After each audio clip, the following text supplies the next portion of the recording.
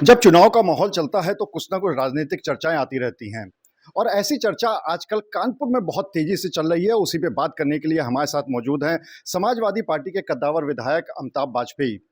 वैसे अमिताभ जी को हमेशा ये शिकायत रहती है कि मेरे सवाल बहुत कड़े होते हैं, लेकिन क्या करें अमिताभ जी, अब राजनीतिक चर्चाएं हैं, राजनीतिक गलियारों में चर्चाएं होती रहती हैं।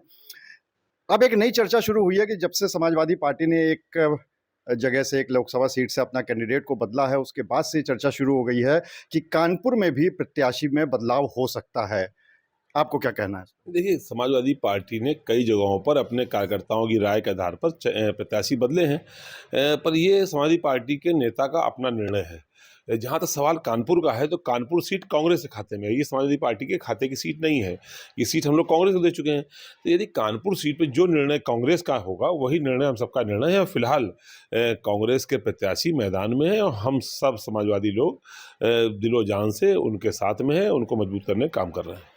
लेकिन आप ही के पार्टी के कार्यकर्ताओं के, नेताओं के, इनकी बहुत इच्छा है कि इस सीट पे आपको चुनाव लड़ना चाहिए और इस बात की चर्चा पूरे शहर में भी हो रही है कि आप अगर चुनाव मैदान में आते हैं तो बहुत अच्छा होगा। और ये आप ही के पार्टी के नेताओं और कार्यकर्ताओं की बात है। देखिए, किसी का प्रेम होना और भावना होना अपनी जगह है, मैं उन सबका शुक्रिया अदा करता हूँ। लेकिन पार्टी नेतृत्व की मर्जी के आगे हम लोगों की मर्जी नहीं होती है। और कानपुर की सीट चूँकि कांग्रेस बहुत एडोमेंट थी अपने खाते में लेने के लिए, इसलिए हम लोग की भी राय थी कि सीट कांग्रेस को दे दी जाए, और अब दे दी है। तो अब किसी की इच्छा कुछ होना और किसी का मेरे प्रति प्रेम होना, भरोसा होना, वो अपनी जगह है। लेकिन निर्णय पार्टियों का है और पार्टियां निर्णय ले चुकी हैं। हमें लगता नहीं कि इस पर कोई पुनर्विचार होने जा रहा है। ऐसी कोई संभावना नहीं है सूत्रों के हवाले से और मीडिया से, और ये तो हम लोग सुन रहे हैं। लेकिन मुझे लगता नहीं कि ऐसी कोई ठोस बात अब तक पार्टी संगठन के स्तर पर हुई है कोई।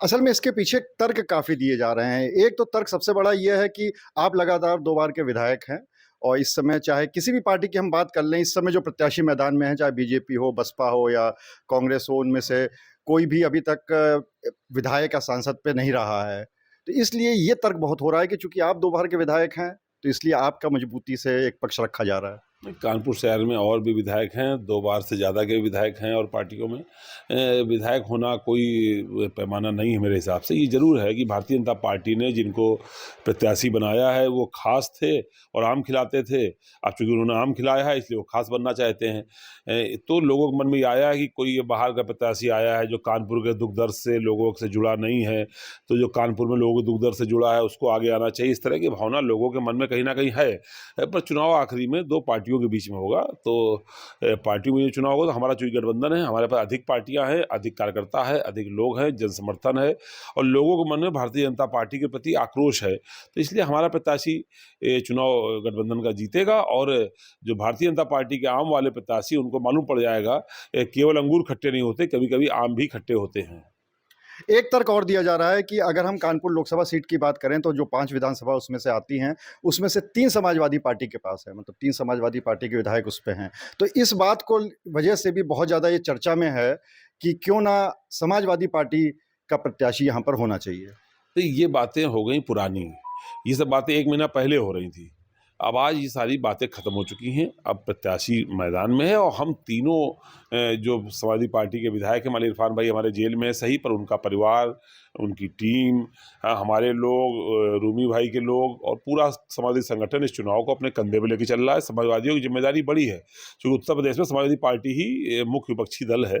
तो हम लोग इस चुनाव को अपने कंधे पे लेके चल रहे हैं। आपने अगर देखा भी होगा, तो समाजवादी पार्टी कार्यकर्ता सबसे पहले आगे है, सड़क पर है, इस चुनाव की लीड ले रहा है। हम सब लोग जो लीडर्स का हमारे निर्णय है उसको निभाने के लिए हम लोग पूरा कृत संकल्प हैं और क्षेत्र में काम कर रहे हैं।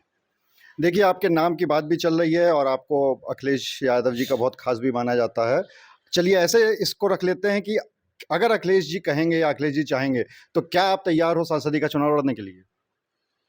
देखिए, खास होने का खास तो लोग कहते होंगे, नेता के हम सब कार्यकर्ता होते हैं, खास कोई नहीं होता, सब कार्यकर्ता हैं। तो अगर खास हैं तो साबित करना पड़ेगा खास हैं।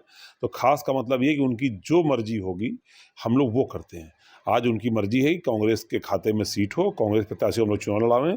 तो हमारे खास होने का जो उत्तरदायित्व ये है कि हम उनकी मर्जी को निभावें। और कल क्या होगा वो नेता जाने, नेता का काम जाने, नेता का जो निर्णय होगा। हम लोग उनमें से हैं कि राणा की पुतली फिरी नहीं और चेतक उधर ही मुड़ जाता था। हम अपने राणा की पुतली के हिसाब से काम करते हैं, जैसा हमारा नेता का निर्देश होगा वैसा हम लोग काम करेंगे। अखिलेश जी कहेंगे तो आप चुनाव लड़ने के लिए तैयार हो?